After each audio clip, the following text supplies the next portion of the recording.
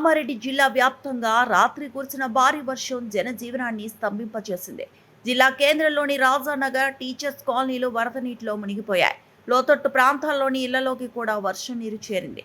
సిరిసిల్ల రోడ్డుపై భారీగా వరద ప్రవాహం ఏర్పడటంతో రాకపోకలకు తీవ్ర అంతరాయం కలిగింది.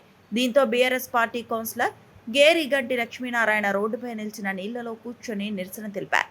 అధికారులు ప్రభుత్వం తక్షణమే చొరవ చూపాలని ఆయన డిమాండ్ చేశారు. నేను కంపల్సరీ ఇక్కడ దీక్ష కూడా చేస్తానని తెలుపుతున్నాను. కంపల్సరీ ఇది ప్రజల సమస్య కాబట్టి, కామారెడ్డి పట్టణ ప్రజల సమస్య, కంపల్సరీ ఇది తీర్చాలని కోరుతున్నాను. దీన్ని ఎవరైనా సరే నిర్లక్ష్యం చేస్తున్నారు, నిర్లక్ష్యం చేయొద్దు. ఇది ప్రజల సమస్య, ప్రధాన రోడ్డు, ప్రధాన రహదారి కాబట్టి దీన్ని వెంటనే స్పందించాలని కోరుతున్నాను.